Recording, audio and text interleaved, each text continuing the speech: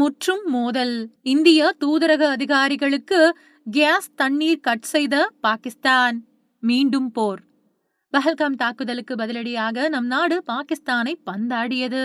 உயிருக்கு பயந்து காலில் விழுந்து போரை நிறுத்தியது பாகிஸ்தான். ஆனாலும் பாகிஸ்தான் திருந்தவில்லை. ஒருபுறம் பாகிஸ்தான் ராணுவ தளபதி அசீம் முனீர் அமெரிக்காவில் இருந்து கொண்டு அணு ஆயுத தாக்குதல் நடத்துவதாக மிரட்டியுள்ளார். மறுபுறம் பாகிஸ்தானில் உள்ள இந்திய தூதரகத்திற்கான செய்தித்தாள் இந்திய தூதரக அதிகாரிகளிடம் வீடுகளுக்கான கேஸ் தண்ணீர் சப்ளை நிறுத்தி துன்புறுத்தப்பட்ட தகவல் வெளியாகியுள்ளது. இரு நாடுகள் இடையே மோதல் முற்றும் நிலையில் பதற்றம் அதிகரித்துள்ளது. ஜம்மு காஷ்மீரின் பஹல்காமில் கடந்த ஏப்ரல் 22ஆம் தேதி பாகிஸ்தான் ஆதரவு பயங்கரவாதிகள் துப்பாக்கிச் சூடு நடத்தினர். 26 அப்பாவிகள் இறந்தனர். பஹல்காம் தாக்குதலுக்கு பதிலடியாக பாகிஸ்தானை நம் படை வீரர்கள் பந்தாடினர். ஆபரேஷன் சிந்தூர் என்ற பெயரில் நடத்தப்பட்ட தாக்குதலில் 9 பயங்கரவாத முகாம்கள், ராணுவ தளங்கள், விமானப்படை தளங்கள் ஏவுகணைகள் மூலமாக அழிக்கப்பட்டன. குறிப்பாக பிரம்மோஸ் ஏவுகணை கொண்டு தாக்குதல் நடத்தப்பட்டது.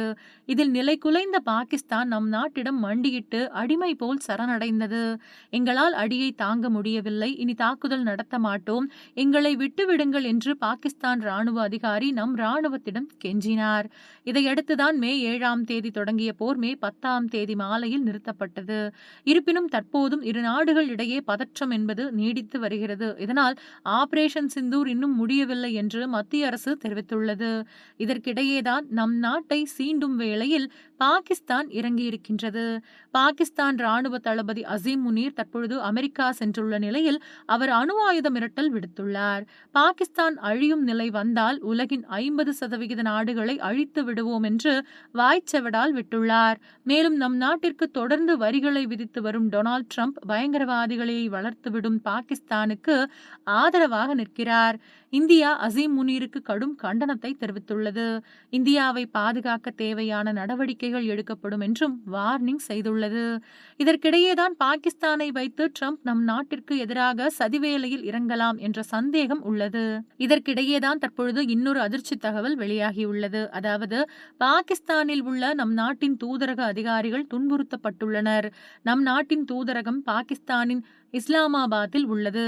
இந்த நிலையில்தான் தூதரகத்திற்கு நியூஸ் பேப்பர் சப்ளையை பாகிஸ்தான் நிறுத்தியுள்ளது. அதேபோல் தூதரக அதிகாரிகள் வசிக்கும் இல்லங்களுக்கான கேஸ் தண்ணீர் நியூஸ் பேப்பர் சப்ளையை துண்டித்து அடாவடி காட்டியுள்ளது. தூதரக அதிகாரிகளின் வீடுகளுக்கு குழாய் மூலமாக கேஸ் சப்ளை வழங்கப்பட்டு வந்த நிலையில் அது நிறுத்தப்பட்டுள்ளது. அதேபோல் சிலிண்டர்களை இந்திய அதிகாரிகளுக்கு விற்கவும் தடை விதிக்கப்பட்டுள்ளதாக கூறப்படுகிறது. பஹல்காம் தாக்குதலை தொடர்ந்து நம் நாடு சிந்து நதிநீர் ஒப்பந்தத்தை நிறுத்தி வைத்துள்ளது. இதனால் பாகிஸ்தானுக்கு தண்ணீர் கிடைக்காத நிலை உள்ளது. இதன் காரணமாகத்தான் இந்திய தூதரக அதிகாரிகளின் இல்லம் மற்றும் இந்திய தூதரக அலுவலகத்தில் அடிப்படை வசதிகளை துண்டிக்கும் வேளையில் பாகிஸ்தான் ஈடுபட்டுள்ளது. அது மட்டுமின்றி இந்தியாவும் இதற்கு பதிலடி கொடுக்க தொடங்கியுள்ளது. அதன்படி டெல்லியில் உள்ள பாகிஸ்தானின் தூதரகத்திற்கான நியூஸ் பேப்பர் சப்ளையை நம் நாடு நிறுத்தியுள்ளது. மேற்கொண்டு பாகிஸ்தான் அடாவடி செய்தால் அதற்கு பதிலடி கொடுக்க நம் நாடும் முழுவீச்சில் தயாராகி வருகிறது. இதனால் இரு நாடுகள் இடையே பதற்றம் அதிகரித்துள்ளது.